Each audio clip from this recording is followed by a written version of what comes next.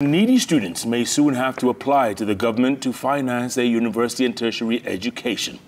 That is, if the proposal to merge higher education funding is implemented. But as Polo reports, some stakeholders fear that the proposed higher education funding may exclude some of the most deserving students. Take a look. In the 80s and 90s, there was no school fees. Life was good. Decades on, times have changed, and so have the burdens on the shoulders of students pursuing higher education. I had to take an academic leave due to some situation at home. Most of the students survive on loans from the Higher Education Loans Board HELB. Were it not for HELB, I would not be standing here. Were it not for education, I would not be a member of Parliament. With the ongoing conversations on possible merging of higher education funding, what will happen to HELB? The same way the loan was being applied, it is the same way the loan will be applied, maybe even with better efficiencies.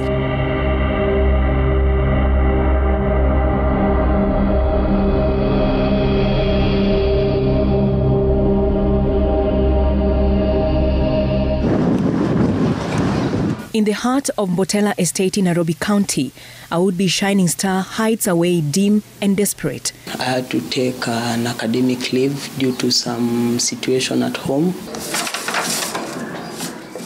Hans Okoth should be in class for his second-year course at Jomo Kenyatta University of Agriculture and Technology. But the mass communication student has had to defer his classes due to cash constraints. 300 per day ndo ilikuwa my fare. Na bado sijahesabu lunch. Ilifika point hiyo kupata hiyo fare kutoka hapa kuenda shule ni shida. His father's sickness, then death, further compounded the situation. Ama saa zingine unaona niko na fare, but siwezi enda shule na hakuna kitu pia nafanya. Cause yes, utasoma, utaenda classes, but at the end of the day, you won't sit for the exams. Hans says they cannot trace some of his father's documents which are necessary for the application to the Higher Education Loans Board. Tukatry help, it didn't go through. Then tukajaribu a second time after some weeks. Then till now hatujaipewa feedback. As he waits for help from HELB, Hans is trying out his voice at an online radio station. He also pushes his performance skills on stage as a master of ceremony and a hype man in gospel music events. I know Hans will make it because he's hardworking. Mtu anisaidia at least niendelee because I have a lot in mind. I have dreams, vision, and at least to accomplish. Hans hopes to shine in his academics too when he finally gets fees for college. The university fees burden was much lighter 40 years ago. Those who were on campus in the 80s and early 90s had access to a government subsidy and grant popularly nicknamed as BOOM. It was only 5,000 per semester, which was a lot of money by then. There was no rule of how to use it. There are people actually who used the BOOM to pay school fees for their siblings. There are also people who saved it and they got married with it. Paid the bride wealth with it. The BOOM beneficiaries could even enjoy some luxuries. I used it also to buy a radio cassette. So I bought my first suit also with it. Currently, universities are struggling to fund their budgets. Since the students' entry point was lowered to C+ in 2015, the number of students enrolling under parallel degree programs has been on a decline, starving the universities of the much-needed cash. Some of the students were also taken to private universities, leaving the public universities' capacity not fully utilized. Some 2 decades ago, a university student would not have to think about the burden of a degree because the government would take care of just about their every need.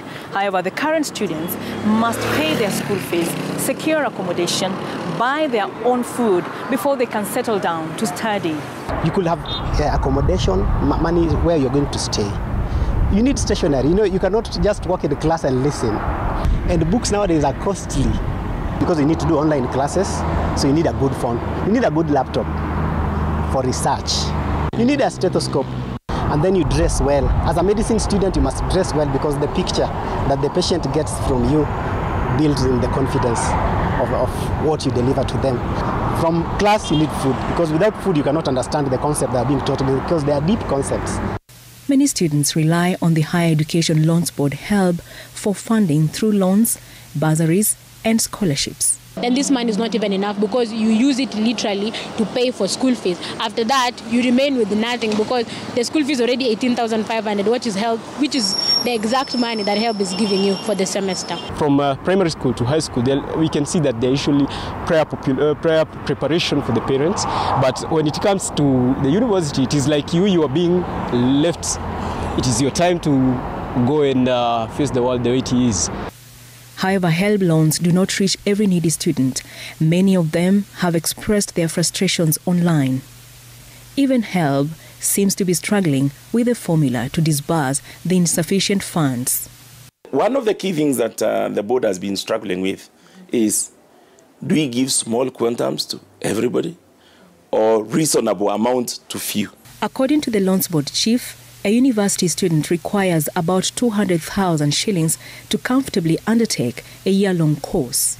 However, HELB only helps with an average of 55,000 shillings, with lucky students getting up to 75,000 shillings each academic year. The HELB loan is 20% of what you require to the university. The 80% is paid by government as a grant. From 1974 to date, HELB has disbursed 143 billion shillings to more than 1.3 million loanees. Loans worth 93 billion shillings have matured, with some 27 billion shillings fully repaid. However, some 129,000 accounts holding 16.8 billion shillings are in default.